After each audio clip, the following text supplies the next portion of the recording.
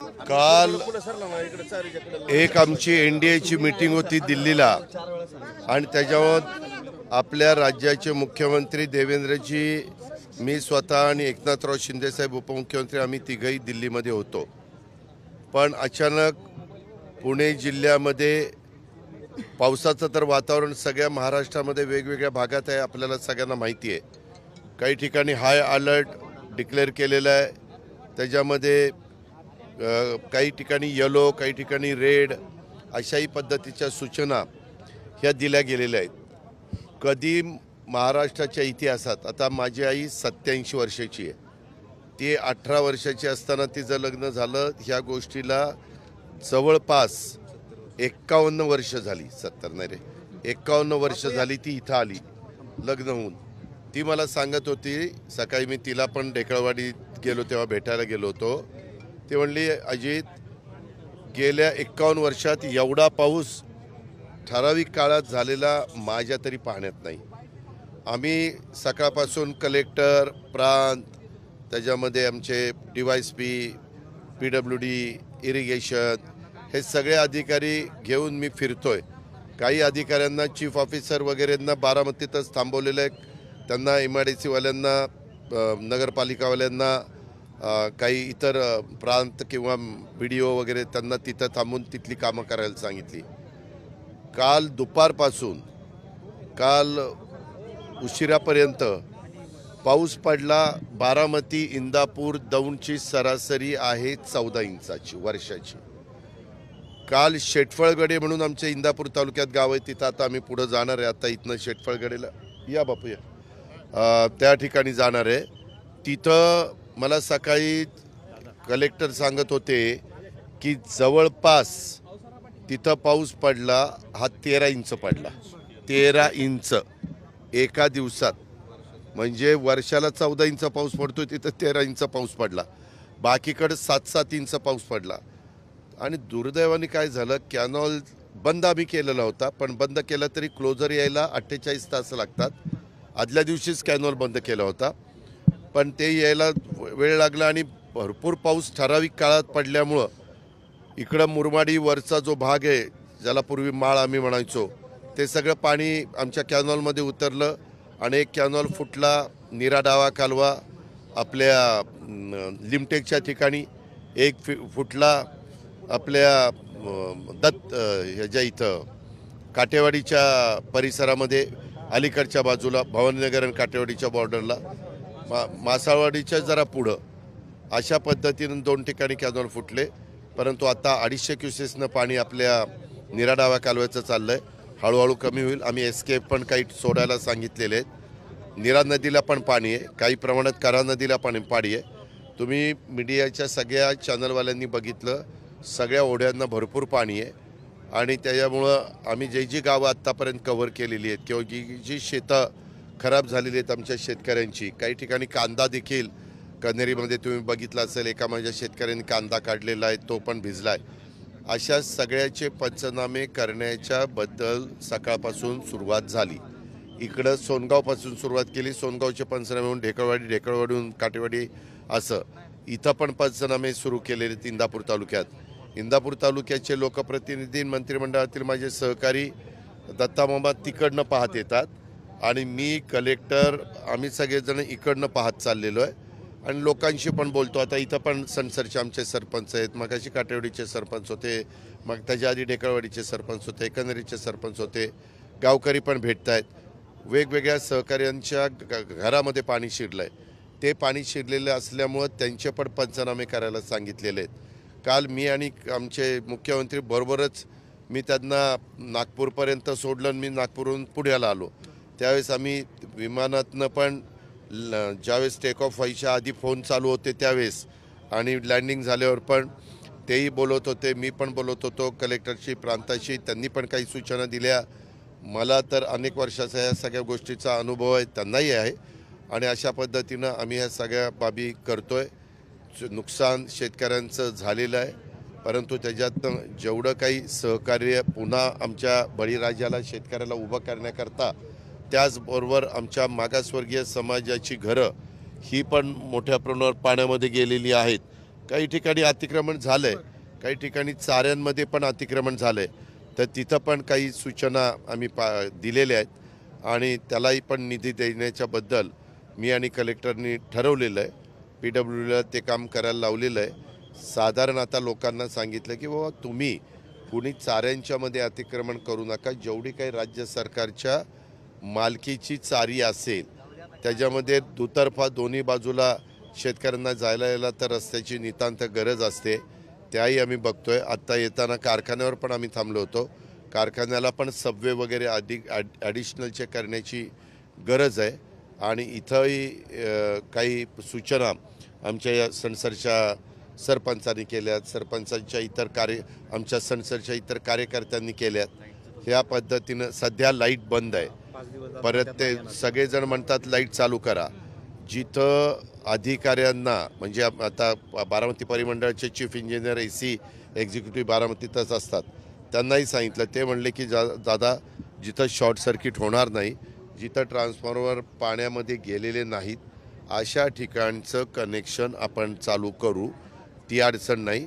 पण जिथं पाणीच आहे आणि तिथं काही गोष्टी आम्हाला चेक करणं गरजेचं आहे, तिथं मात्र आम्हाला थोडासा वेळ द्यावा लागेल. त्याच्यावर तिथं काही लोकांना निसर्गाच्या पुढं आपलं कुणाचं चालत नाही, तिथं लोकांनी पण सहकार्य करण्याची नितांत गरज आहे. लोक सहकार्य करतात, त्याबद्दल दुमत नाही. परंतु अजून पण हवामान खातं म्हणते 28 तारखेला पण पुन्हा रेड अलर्ट, जास्त पाऊस येईल. मी खोटं नाही सांगत. काही जण म्हणतात की 100 वर्षाच्या इतिहासात मे महिन्यामध्ये एवढा पाऊस ठराविक काळात दौंड तालुक्यात, इंदापूर तालुक्यात, बारामती तालुक्यात किंवा आजूबाजूच्या परिसरात.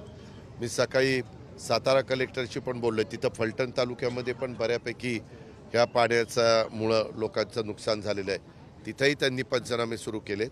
महाड खटावमध्ये देखील रस्ते वगैरे थोडेसे काही काळाकरता बंद होते. इकडचे पण चाऱ्यांच्या वरचे जे पूल होते तिथं पाणी वाहत असल्यामुळं रस्ते बंद होते. पण इथं अधिकचं पाण्यामय होण्याचं कारण एक तर पावसाचं पाणी आणि दुसरं आमचा नीरा डावा कालवा जो फुटला त्याचं पाणी, असं दोन्ही पाणी एकत्र आल्यामुळं काही भागामध्ये खूपच त्रास झाला सगळ्यांना. आता मात्र बहुतेक सगळे रस्ते आम्ही सुरू केलेले आहेत. सकाळीच आम्ही 6 वाजल्यापासून पाहतोय. बारामती शहरामध्ये देखील एकाचं बांधकाम चाललेलं आहे. तिथं 3 इमारतीला अशा भेगा पडल्यात. इमारतीला नाही पण इमारतीच्या जवळ. त्याचं पण स्ट्रक्चरल ऑडिट करायला सांगितलेलं आहे. आणि लोकांनी एक लक्षात घेतलं पाहिजे, सरकार, नगरपालिका, जिल्हा परिषद, तालुका पंचायत, केंद्र सरकार नियम कशाकरता करतं, सर्वांच्या करता करतं. त्या नियमाचं पालन सर्वांनीच केलं पाहिजे. काही जणं आडमुठेपणाची भूमिका घेतात आणि मग तिथं वाद नको म्हणून आपण थोडंसं समंजस भूमिका घेण्याचा प्रयत्न करतोय. आमच्या चाऱ्यांवर बऱ्याचशा माझ्या इंदापूर तालुक्यात, बारामती तालुक्यात, दौंड तालुक्यात चाऱ्या वाहताना त्या चाऱ्यांच्यावर पुढच्या बाजूला आम्ही जिथं रस्ता क्रॉस करायचा आहे तिथं भरपूर रुंद ठेवलं आहे. पण तो पुढे एखाद्याची शेती असेल तर तो काय करतो, एक पाईप आणतो, एक पाईप टाकतो आणि ह्या बाजूनं त्या बाजूला जायला सुरुवात करतो. पण ज्यावेळेस असा मोठा पाऊस पडतो आणि सगाळ येतं, छोटी मोठी झाडं मोडून येतात आणि मग त्याचं जर त्या नळीला तुंब बसला तर मग पाणी बाहेर पडतं आणि मग त्याच्यातनं शेतकऱ्यांचं नुकसान होतं. नीरा नदीला पण पाणी आहे, पण आम्ही सारखे रिपोर्ट घेतोय. आत्ता तरी सध्या कुठल्याही केटीवेरला धोका नाही. केटीवेरच्या वरनं पाणी वाहत आहे. मध्ये आम्ही सगळ्यांना सांगितलेलं होतं की आपण फळ्या काढू, पण त्यावेळेस शेतकऱ्यांनी काढून दिल्या नाही. ते म्हणले जूनमध्ये फळ्या काढायच्यात, जूनच्या म्हणजे 31 तारखेला. इतक्या लवकर कशाला काढता. आणि आता तर एकदम पाणी इतकं झालं आहे की आता कॅनॉल तर लवकर बंद सुरू करायची गरज नाही. पण तर ज्यावेळेस पालखी निघेल त्यावेळेस आम्ही कॅनॉल सुरू करणार आहोत.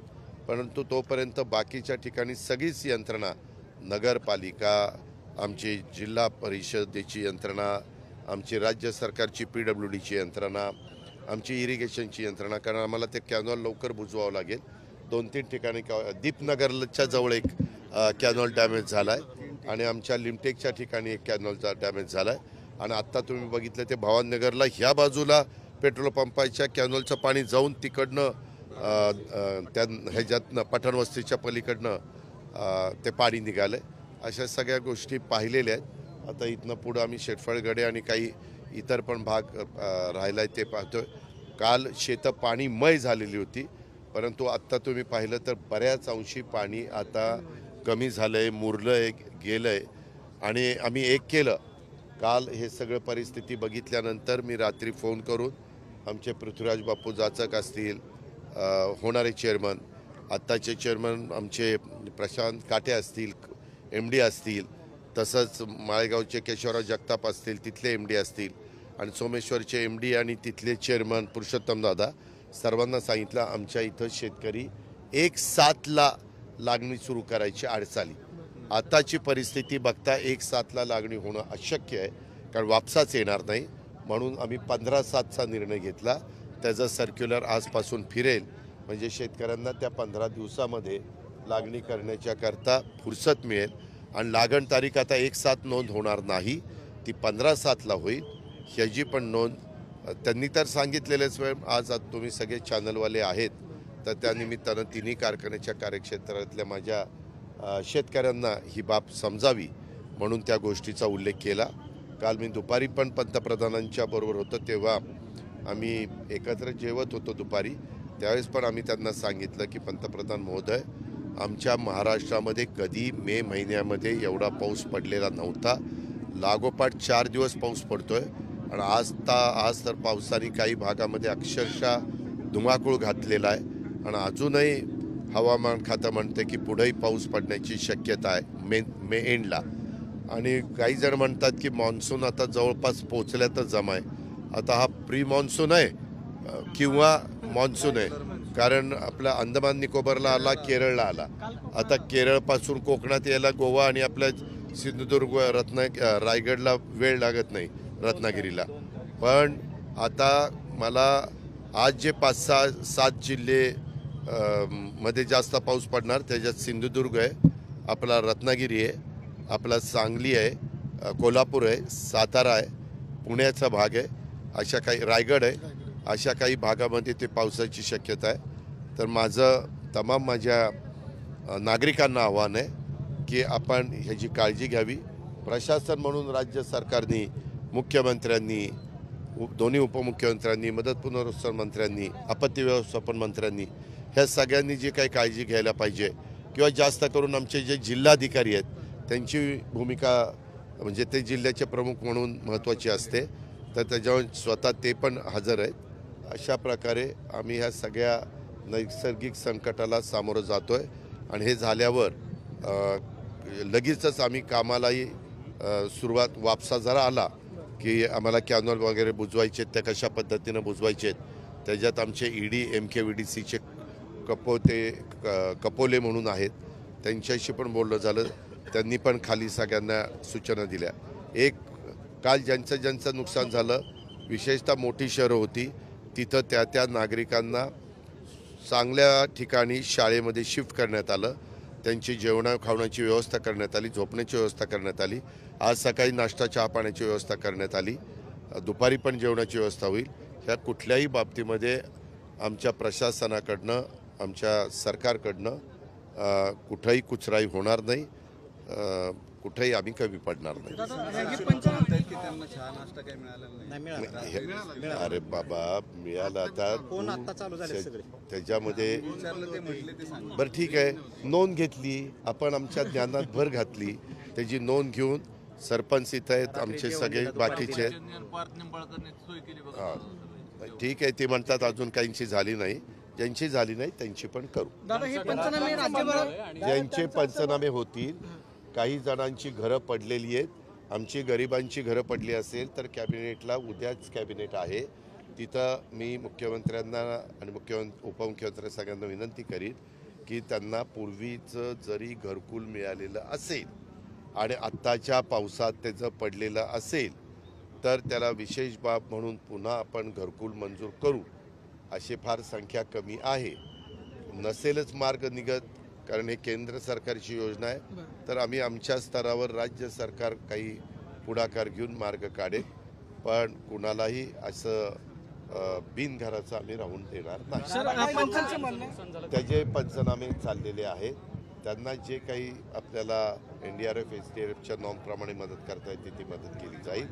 ती कमी वाटली तर सरकार पण त्याच्याबद्दलचा निर्णय घेईल ॲडिशनलचा. NDRFची टीम पण 2 टीम आपल्याकडे इथं आलेल्या आहेत. एक साधारण आपण बारामती करता आणि इंदापूर करता ठेवलेली आहे. परंतु आत्ता लगेच काल जिथं जिथं फोन आले की इथं 7 लोक थांबले, तिथं 2 लोक थांबलेत, तिथं त्यांना ताबडतोब बाहेर काढण्याचं काम आणि सुस्थळी आणण्याचं काम आपण केलेलं आहे. जरा दम काढ. अजून त्याचं पंचनामे चालले. काल दुपारी पाऊस सुरू झालाय, रात्र पाऊस थांबलाय. आता आपण सकाळी बोलतोय. तिथं काही जादूची कांडी नाहीये किंवा कॉम्प्युटर किती घरं ओली झाली चाललेलं आहे. त्याच्यामध्ये पंचनामे झाल्यानंतर संध्याकाळपर्यंत चित्र स्पष्ट होईल. पुन्हा तुम्हाला प्रेस नोट काढून कळवलं. दादा, हे पंचनामे राज्यभरात होणार आहेत का? कारण अरे बाबा, जिथं जिथं पाऊस पडला, तुझ्या घरी पडला असेल आणि तुझं घर भिजलं असेल तर तुझ्या घरी पण होईल. असं ज्यांच्या घरी होईल. राज्यात सगळीकडंच CM काल काय झालं, येताना CM साहेब, चीफ सेक्रेटरी आणि आम्ही सगळेच एकत्रच विमानाने दिल्लीतनं पुण्यामध्ये नागपूरला आलो. त्याच्यावर CS ला पण CMनी सांगितलेलं आहे, आम्ही पण सांगितलेलं आहे. त्याच्यावर राज्यात सगळीकडे तशा प्रकारच्या स्टँडिंग ऑर्डर दिलेल्या आहेत. दादा, काल तुम्ही हो, बरोबर आहे. तुम्ही म्हणताय ते 100% बरोबर आहे. कृषी विभागाने, कारण आत्ता पेरण्या केल्या आणि पुढं पावसाने वापसा आल्यावरच पेरण्या करणार आणि पुन्हा पावसाने ओढ दिली तर त्या पेरण्या वाया जातील. लोकांना पुन्हा दुबार पेरणी करावी लागेल. आत्ताचा आपला कधीच सीझन नसतो. आज तारीख आहे ती 26 तारीख आहे. 5 दिवसांनी मे महिना संपणार आहे आणि पुढं 7 दिवसांनी मृग निघणार आहे. म्हणजे 12 दिवसाची गॅप आहे. त्याकरता कृषी विभागाने आवाहन केलेलं आहे की ह्यामध्ये लगेचच पेरणीची घाई करू नका. ज्यावेळेस ते सांगतील की आता पेरणी करा त्यावेळेस आम्ही शेतकऱ्यांना आवाहन करू. अनेक लोकांनी प्रश्न उपस्थित केले की अतिक्रमण जी झालेली आहे तर रस्त्याच्या बाजूला असतील किंवा त्याचा फटका जो आहे लोकांना बसलाय बाबा. त्याच्यामध्ये दोन्ही बाजूनी आहे. आत्ता पण लोक काय म्हणली, काही ठिकाणी अतिक्रमण काढायला विरोध केला. आता हा प्रसंग झालाय, ह्याचं निमित्त करून आम्ही वॉर फुटिंगवर अतिक्रमण काढण्याच्या बद्दलची मोहीम हातामध्ये घेऊ. फार नाही वाहून गेली, उगीच काहीतरी सांगू नको. हळूहळू पाण्याची पातळी वर झाली. अगदीच जे कॅनॉलच्या नाही, अगदीच जे ओढ्याच्या कडेला ज्यांनी अतिक्रमणं केलेली आहेत, ओढ्याचं पाणी त्याच्यात बसलं नाही, ह्यांनी अतिक्रमण केलेले असल्यामुळं तिथं नुकसान झालंय. काही असे पण आहेत अतिक्रमण न केलेल्यांचं पण नुकसान झालंय. पंचनामेत करताना ते लक्षामध्ये येईल आणि ज्याचं नुकसान झालंय त्याला जे आमच्या नॉर्म्स आहेत त्याप्रमाणे आम्ही मदत करू. काल दादा तुम्ही मोदींसोबत एकनाथ शिंदे आणि तुम्ही बसलेले होते टेबलवरती, पवन कल्याण, आम्ही काय चर्चा झाली? चर्चा जेवण करत होतो. जेवण झाल्यानंतर पवन कल्याण असे म्हणाले की आज आम्ही जे देशाचे प्रमुख आहेत त्यांच्याबरोबर आमचं जेवण होतं आहे, तर एक आम्हाला फोटो काढायला परवानगी द्या, कारण आज कॅमेरे कुणी नव्हते. तर शेवटी ते प्राईम मिनिस्टर आहेत. प्राईम मिनिस्टरनी विनोद तावडेंना विनंती केली की मोबाईलमधनं फोटो काढा, म्हणून ते फोटो काढत होते. त्या बाजूने आम्ही बघत होतो. PM इकडं होते, शेजारी एकनाथराव होते, इकडे एक मुख्यमंत्री बसलेले होते, मी आणि पवन कल्याण आम्ही समोरासमोर होतो. आमच्या पाठी तिकडे होते म्हणून तोंड केली. काही वाईट झालं का? नाही, उलट दोघांच्या चेहऱ्यावरती हास्य पाहिलं. नाही, मग ते काय झालं? CM पंतप्रधानांनी सांगितलं काढा, सगळ्यांच्या बरोबर त्यांना फोटो काढायचा तर काढा. त्यांनी संमती दिल्यामुळं एक समाज सगळ्यांना हसू आलं. बाकी काही नाही. पवन कल्याण यांच्याशी पण मी बोललो की बाबा तुम्ही आता पुढं, आज चंद्राबाबू आले नाही. ते म्हणले काल नीती आयोगाच्या मिटिंगला चंद्राबाबू आलेले होते, परंतु आज स्वतः चंद्रबाबू नायडूंच्या स्वतःच्या घराची वास्तुशांती असल्यामुळं त्यांनी सांगितलं की माझी 12पर्यंत ते सगळं उरकेल. तुम्हाला माहिती आहे साऊथचे लोक पूजा अर्चा वगैरे ते सगळ्याला म्हणजे सगळेच महत्त्व देतात. ते त्यांची श्रद्धा तिथं जास्त असते. त्याच्यावर त्यांनी नड्डा साहेबांना विचारलं की मी 12-12:30ला निघालो होतो, 2:30पर्यंत येईल चालेल का? ते म्हणले 2:30-3 मीटिंग संपवणार आहे, कारण मीटिंग सकाळी बरोबर 10ला PM साहेबांनी सुरू केली.